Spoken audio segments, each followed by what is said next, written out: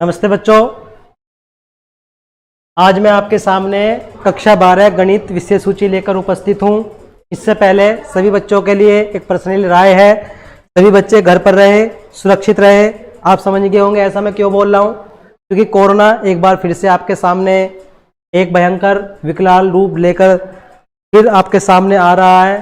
तो इससे सबसे बड़ा आपको भी पता है कि बचने का उपाय क्या है, घर पर रहना है, सुरक्षित रहना है। तो ऐसा तो हम नहीं कह सकते कि हम घर से बाहर नहीं जा सकते, लेकिन जहाँ तक कोशिश हो सकती है वहाँ घर से कम निकलें। ठीक है, चलिए आइए अपने टॉपिक पे बात करते हैं। कक्षा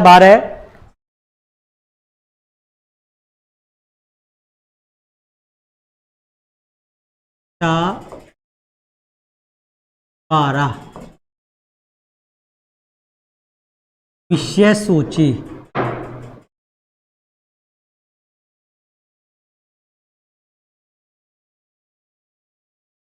ठीक है, तो किसके बारे में बात कर रहे हैं हम? कक्षा 12 विषय सूची के बारे में बात कर रहे हैं। ठीक है, तो सबसे पहले आप लोगों को जानकारी होनी चाहिए कि आप पढ़ने वाले हैं तो क्या पढ़ने वाले हैं। इसी के लिए मैं आपके सामने उपस्थित हूं। कक्षा 12 विषय सूची गणित।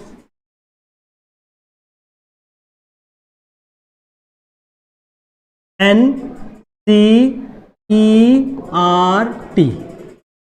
ठीक है बच्चों, आपको बता दिया गया था क्लास के अंदर कि जो आपका गणित चलेगा 11वीं क्लास में भी आपका NCERT चला था और कक्षा 12 में भी आपका गणित NCERT ही चलेगा। ठीक है, तो बच्चों 11वीं क्लास में आपने किताब के बारे में जानकारी ली थी, कक्षा 12 में भी आपकी किताब एक ही है, लेकिन NCERT ने इन किताबों को एक ना करके दो किताबों के रूप में, या ये कह सकते हैं दो भागों में बांट दिया है।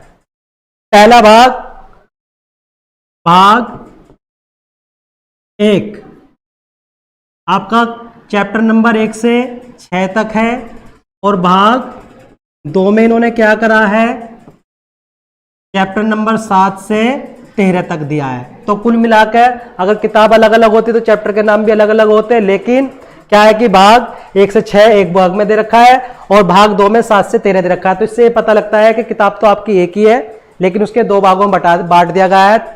ठीक है, तो अब बात करते हैं किस प्रकार से हम अपने सिलेबस को आगे की तरफ को ले जाएंगे, किस प्रकार से हमें करना है। देखिए, सबसे पहली बात तो यह कि आप बोर्ड एग्जाम के स्टूडेंट हैं, तो आपका कोई सिलेबस नहीं होता थर्ड टर्म का, फर्स्ट टर्म का या सेकंड टर्म का। आपको तो सारा ही करना है, टाइमली करना है। ठीक है, और सबसे ज्यादा जब आप खुद मेहनत करोगे तभी कर पाओगे। ठीक है, लेकिन फिर भी हमें अपना सिलेबस जो है अपने हिसाब से कराना होता है, जिसके हिसाब से आप अपनी तैयारी करते हैं। तो अगर हम पहले टर्म की बात करते हैं, पहले टर्म में देखिए हमारा ये सिलेबस होगा फर्स्ट टर्म में। ठीक है, भाग 1 में आपके जो चैप्टर्स के नाम है वो चैप्टर नंबर 1 आपका संबंध एवं फलन है, संबंध एवं फलन है। ठीक है, चैप्टर नंबर 2 आपका प्रतिलोम त्रिकोणमितीय फलन है, चैप्टर नंबर 3 आपका आव्यूह है, चैप्टर नंबर 4 आपका सारणिक है, चैप्टर नंबर 5 सात्यता तथा अवकलनीयता है, और चैप्टर नंबर 6 आपका अवकलज के अनुप्रयोग है। तो इस प्रकार से ये आपका पहला भाग है। इस पहले भाग में अगर हम अपने फर्स्ट टर्म एग्जाम की बात करते हैं, इसके लिए आपका चैप्टर नंबर 2 कराया जाएगा, चैप्टर नंबर 3 कराया जाएगा, चैप्टर नंबर 4 और चैप्टर नंबर 5 कराया जाएगा। ठीक है, ये चैप्टर नंबर 2, 3, 4 और 5 आपको फर्स्ट टर्म में कराए जाएंगे। इसके बाद chapter number 1, chapter number 6, chapter number 7 और चैप्टर नंबर 8 कराए जाएंगे आपको कौन से? सेकंड टर्म में कराए जाएंगे। ठीक है, लास्ट में क्या बचते हैं आपके?